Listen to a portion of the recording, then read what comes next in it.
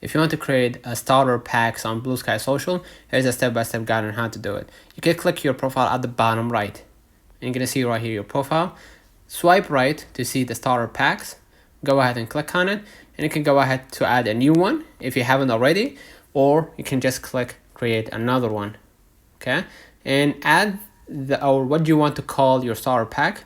Just let's say hi, and then tell a little bit more about your pack. Click next, and then choose the people that you want to include into your pack. So let's say, for example, this account and BlueSky, right? And add 5 more. Okay, and voila.